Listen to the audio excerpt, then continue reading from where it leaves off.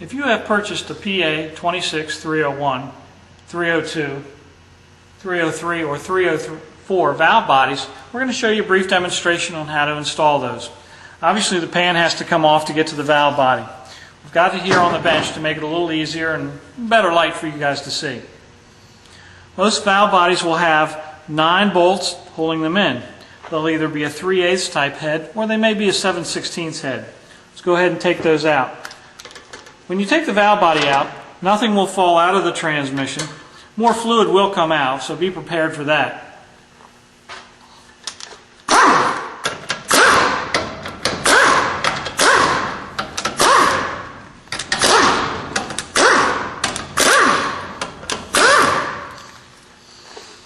There is no need to take any of the smaller 5/16 head bolts out.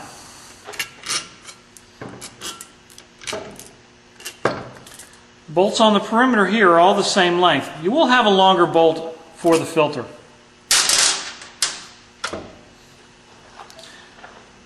Now, to install a street strip valve body, it is important that this piece of linkage here engages this part of the manual valve. This is the part of the valve and linkage that you move when you move the shifter, and this must be properly engaged for the valve body to function correctly. Now, if it's a street strip valve body also, and you're using the kickdown setup, it must contact this valve also, and this is the lever that will do that. Yes, you have to kind of finagle it in there to get it to hook up right, but it's usually not a problem. Let's get this in here. We'll make sure everything's lined up on the way in. Now again, we're going to have to engage this piece into this linkage, and if it's a street strip valve body and you currently run the kickdown linkage, you're going to have to engage this tab into this valve here. Let's go ahead and do that. Get the valve body into position.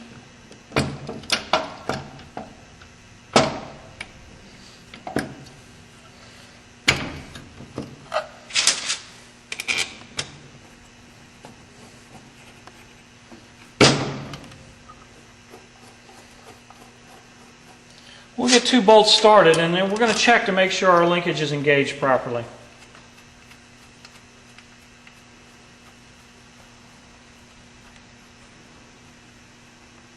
Now, the easiest way to tell if you've done the job and done it correctly is to check the kickdown lever. It should have spring. See how it springs back? That means the kickdown section is engaged properly. Now, for the manual linkage, the other piece, move the lever back and forth, and towards the back here you can see the valve move in and out. Or look down inside and you can see if it's engaged properly. Now all we have to do, once that's checked and it's correct, all we do is bolt the valve body all the way in. Now, it is very advisable that you start all the bolts first. Don't tighten them up, get them all started. And these bolts don't require much torque at all. They're about 10 foot-pounds, 10 to 12 foot-pounds, and that's about it. Don't recommend using an impact gun. I'm doing it here a little bit because of the demonstration. But you will torque these down. If you don't have a torque wrench, they are snug and with a single 3/8 drive ratchet. We'll get it snug down. Our linkage is checked. We'll put the pan back on, and then you're done with this. Now, this is the street strip valve body that may use both types of linkage. The next valve body we're going to put in is the reverse manual. Now, this valve body is the PA26304 reverse manual valve body. Now, like most reverse manual valve bodies, it is a reverse pattern, and it does not need or use the kickdown linkage as it does as our street strip valve body may use. So you don't really have to worry about this linkage.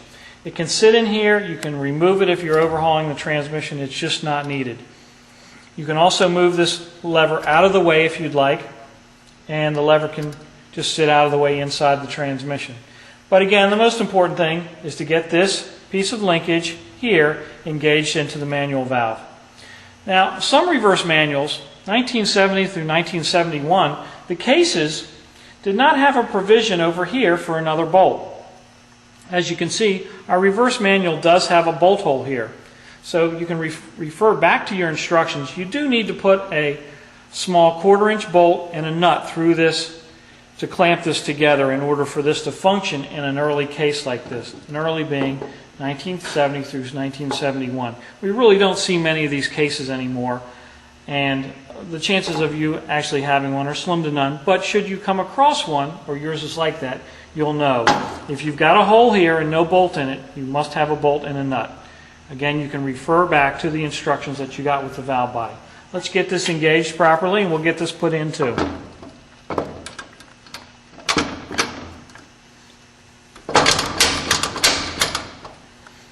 Again, just start a couple bolts. You don't want to get them tightened.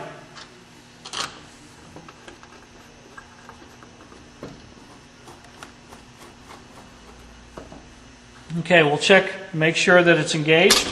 The valve, we can look down or up into this hole here and see the valve moving back and forth when we move the linkage. We'll put the rest of the bolts back in.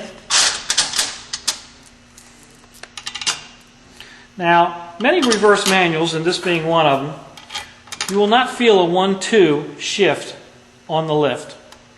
You do have to have the car loaded or on the ground or on the road to feel the transmission shift from first to second when you move the lever. So if it's on the lift and you've got it all filled back with fluid and you pull the shifter from first to second and you don't feel a shift, put your foot on the brake a little bit and you'll feel it.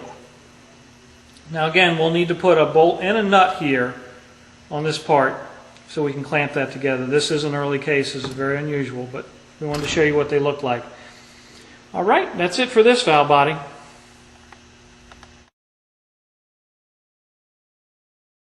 If you have purchased a PA26306 trans brake valve body for the C4, we're going to show you some tips as to making the installation a little easier.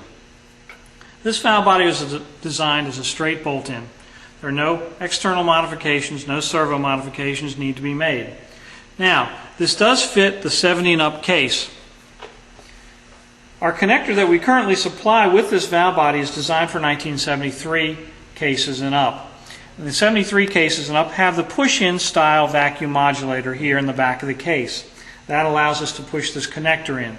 If for some reason you have a screw-in type modulator in an earlier case, say 1970 through 1972, give us a call. We can provide you with a different type of connector so that you can use this hookup on the trans brake. But we'll show you how to put this in. One of the things you need to do is to put a little high temp silicone around the O-ring on the connector. Like so. We'll feed this wire into the modulator slot. And as you can see, it comes up right there. We'll just grab it with a pair of needle nose, and that'll make it a little easier.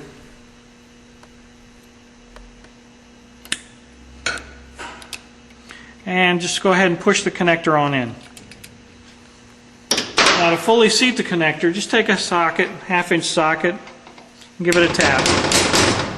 It'll stop. It won't go in too far.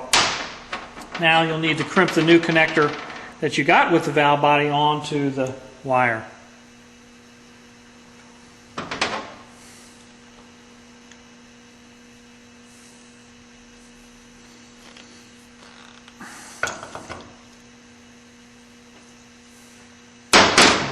As with all our valve bodies before, the important things on this valve body is to engage this valve, the manual valve, into our linkage on the case. So we'll get a different angle and we can see how that's done. Take the valve body. As you can see, the valve bodies, the trans brakes, when you buy them, they do come wet. They have been tested on a dyno. They're tested for pressure, lockup time, release time. So it is fully checked when you get it. It's a little messy, but it makes for a better and easier installation. Now let's go. Let's put this into the linkage.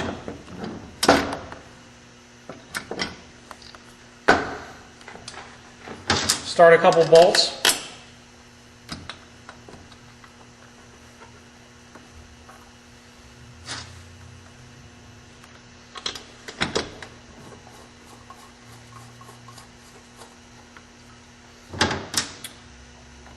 Get them all started before you tighten any of them. Next thing we're going to do is to check to make sure the linkage is engaged properly. We're going to check down through here. We'll move the linkage and make sure our valve is moving properly. And it is, as you can see. All right, we'll go ahead and put all the rest of the bolts in. Tighten them down, as again, anywhere between 12 and 10 foot-pounds. This valve body does take one less bolt. The solenoid does cover one of the bolt areas, and that bolt cannot be installed. So we'll tighten all these down. We'll fill it with probably 4 to 6 quarts of fluid. Start it up. Now this valve body is a little bit different than our reverse manuals. You will feel a 1-2 shift on the lift, plus the 2-3. This has manual engine braking in first gear, so that's why you do feel the first shift on the lift. We'll hook up the connector. Don't forget that. Tighten the bolts down. Pan on, you're good to go. Okay. Some aftermarket aluminum pans are very thick along this casting area here. And they may actually contact the solenoid, so when you go to put the pan doesn't rest on the bolt holes properly. You can either take a little bit out here, or yes, you can grind on the brass section of the solenoid. But most of the time you won't. Most of the nicer pans and the newer pans have this little cutout for the solenoid, and they'll be fine. But it's okay, you can grind a little clearance on there.